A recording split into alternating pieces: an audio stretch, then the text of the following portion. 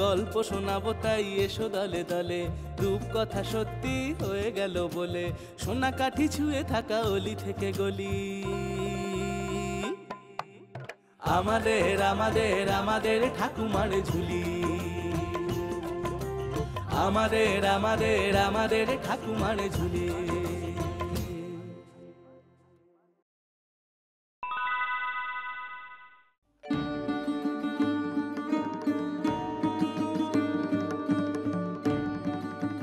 কবিরাজ মশাই, দয়া করে একটু তাড়াতাড়ি আমার সঙ্গে চলুন আমার বাড়িতে। আমার স্ত্রীর শরীর খুবই খারাপ, তিনি যন্ত্রণায় ছটফট করছেন। আচ্ছা আচ্ছা, তা তুই জানিস তো আমি বাড়ি গিয়ে রোগী দেখলে আমাকে বেশি টাকা দিতে হয়? জানি, কিন্তু আমার কাছে এখন অত টাকা নেই, আর এত সময়ও নেই যে টাকা জোগাড় করব। আপনি দয়া করে একবারটি চলুন আমার সঙ্গে। মাগনায় কোনো কাজ হয় না বাবা, টাকা লাগে টাকা। এক কাজ কর বুঝলি, এক কাজ কর, তুই বাবু আমার দপ্তরের ঘরটা একটু ঝাড়পোঁছ করে দে তো। আমি ততক্ষণে ভেবে দেখছি যে কি করা যায়, কেমন?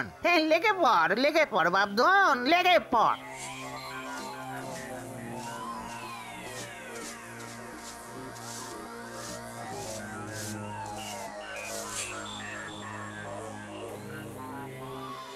সব করে দিয়েছি, এবার একটু চলুন আমার সঙ্গে।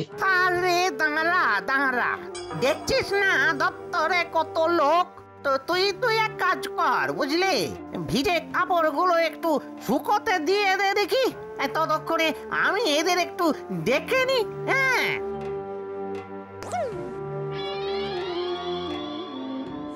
চলুন কবিরাজ মশাই, অনেক দেরি হয়ে গেল, এবার একটু পা চালিয়ে চলুন আমার সঙ্গে। আরে বাপু, সব কাজ করেছিস তো কি মাথা কিনে নিয়েছিস নাকি? যা যা, এখন আর মেলা বকিস না তো এই দুপুর বেলায়। বেরো বেরো দেখি এখান থেকে, বেরো, দূর হ, যা।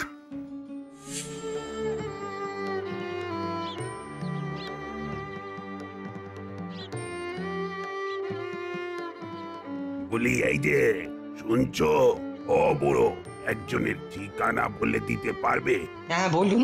আমি গোবিন্দ মোদকের বাড়ি যেতে চাই, তা তুমি কি চেনো? হ্যাঁ আমি সেই, বলুন। বেশ, তাহলে চলো, আমি তোমার সঙ্গে তোমার বাড়ির দিকেই যাই, ওখানে গিয়েই না হয় সব কথা বলা যাবে।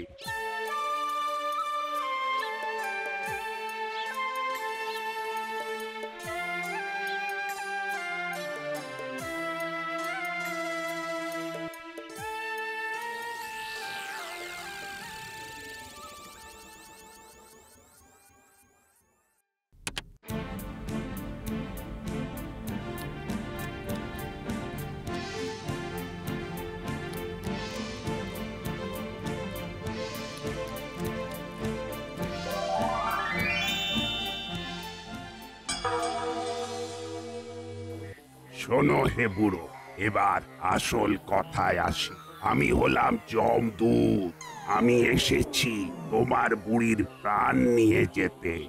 তোমার ব্যবহারে খুশি হয়ে আমি তোমাকে সোনার মোহর দিচ্ছি, আর আমি এই বুড়ির প্রাণ নিয়ে যাচ্ছি। না না না, আমার সোনা টোনা কিচ্ছু চাই না, কিচ্ছু চাই না। আপনি খালি আমার স্ত্রীর প্রাণ ভিক্ষা দিন, এতটুকু দয়া করুন আমার ওপর। শোনো, কারোর বাঁচা মরা আমার হাতে নেই, কারোর প্রাণ ভিক্ষাও আমি করতে পারি না। তবে হ্যাঁ, তুমি যদি বুড়িকে সারিয়ে তুলতে পারো, তাহলে আর আমার সাধ্য নেই যে আমি বুড়ির প্রাণ নিয়ে যাব। আচ্ছা প্রভু,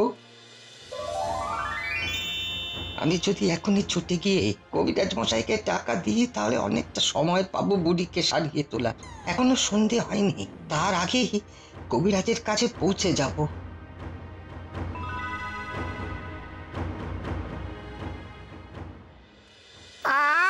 তুই আবার এলি জ্বালাতে?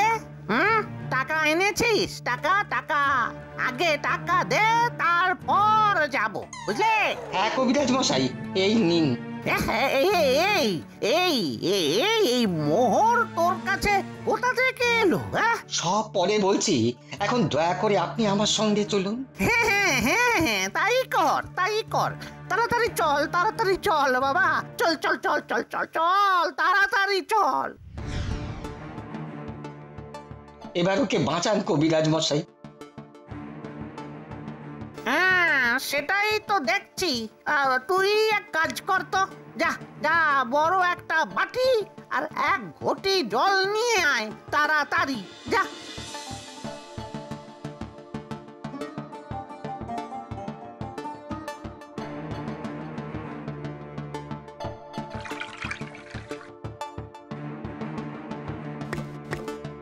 নাও বুড়ি, তাড়াতাড়ি এটা জল দিয়ে খেয়ে ফেলো তো দেখি। খাও খাও।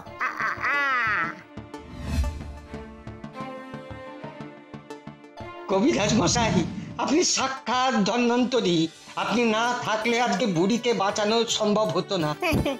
সে আর বলতে, তুই যে এত তাড়াতাড়ি ব্যাপারটা বুঝে গেলি, এটাই তোর বউয়ের পক্ষে ভালো হলো, বুঝলে? প্রাণে বেঁচে গেল বেচারি।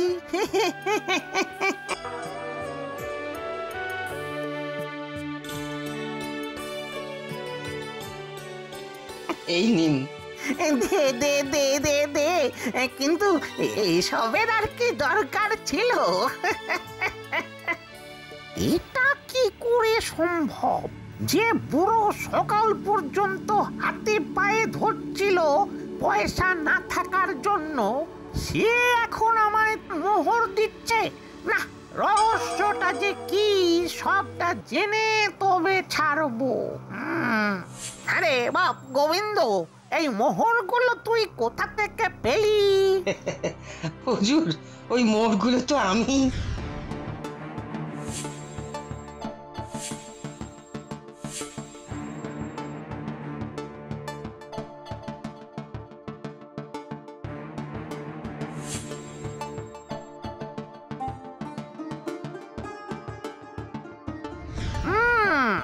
আমাকে যেভাবেই হোক কাল যমদূত আসার আগে ওই এক থলি মোহর কেড়ে নিতে হবে।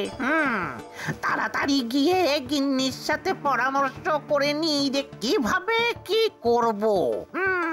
যাই যাই যাই যাই যাই যাই যাই। আরে ও গিন্নি, গিন্নি, ও গিন্নি, আরে কোথায় গেলে?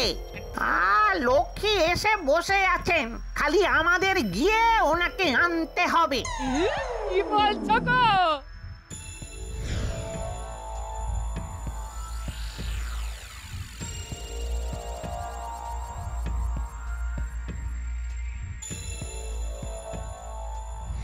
শোনো, আর দেরি করা ঠিক হবে না।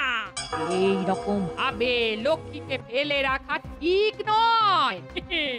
যা করার না আজ রাতেই করি। হ্যাঁ ঠিকই বলেছ, সেই বুদ্ধি তো খাটাচ্ছি। ওই শিং দিয়েই কাজ উদ্ধার হবে। যা করার আজ রাতের অন্ধকারে করব।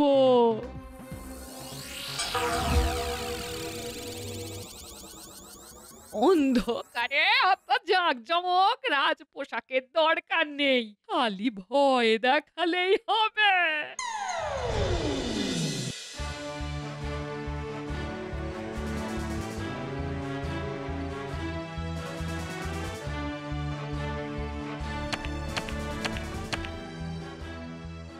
বাবা, এত রাতে আবার কে এলো এই ঘরে? কে কে এলো এত রাতে? ওরে তাড়াতাড়ি ও, আমি যমদূত এসেছি। ওরে মূর্খ, কি বলেছিলাম পুরো সুস্থ করতে, এখনো পুরো সুস্থ হয়নি। আমি তাই ওকে নিয়ে যেতে এসেছি। আপনি আমাকে বলুন না কি করতে হবে। বলছিস তবে? তাহলে তোর কাছে যে মোহর দিয়ে গিয়েছিলাম সেগুলো ফেরত দিয়ে দে, তার বদলে আমি বুড়ির প্রাণ ক্ষমা করতে পারি। অনেক অনেক দয়া আপনার হুজুর। আপনি একটু দাঁড়ান, আমি এক্ষুনি সব মোহর এনে আপনার পায়ে দিয়ে দিচ্ছি।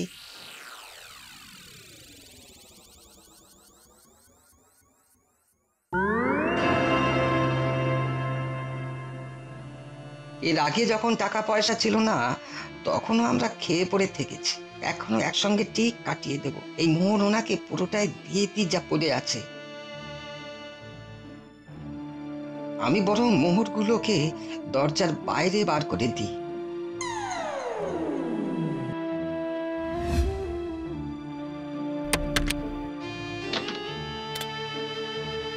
নিন প্রভু, আপনার জিনিস আপনি ফিরিয়ে নিয়ে যান আর আমার বউয়ের প্রাণ ভিক্ষা দিয়ে যান। এত সহজে কার্য সিদ্ধি হবে ভাবতেও পারিনি, ভাবতেও পারিনি। তাড়াতাড়ি মোহরগুলো নিয়ে এখান থেকে চলে যেতে হবে। বলা তো যায় না কখন কার নজরে পড়ে যায়।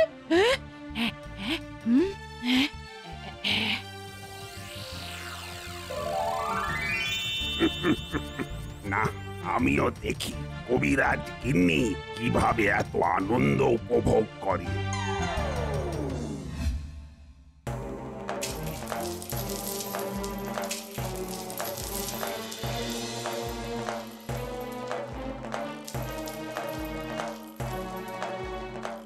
আহা, নাও নাও নাও, আর বাচ্চাদের মতো হুটোপাটি না করে এই সবগুলো এক জায়গায় গুছিয়ে নাও দেখি।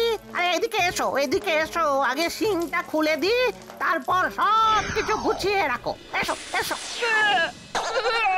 আরে কি গো, তুমি কি সত্যি বাচ্চা হয়ে গেলে নাকি? আহা, নাও তো, আর কি মেরো না। এসো এসো, আমি তোমার সিংটা খুলে দিই। এসো এসো।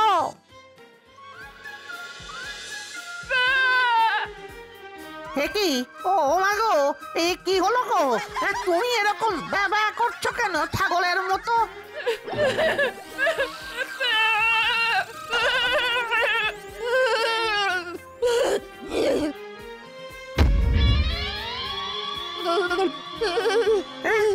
হায় হায় হায় হায় হায়, আমার কি সর্বনাশ হলো গো, কি সর্বনাশ!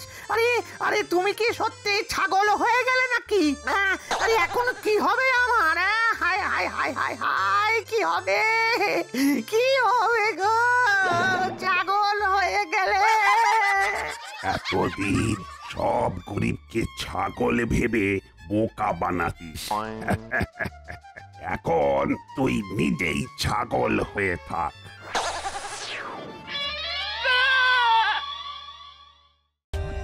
For more updates, subscribe to our channel, click the show links and enjoy watching the videos.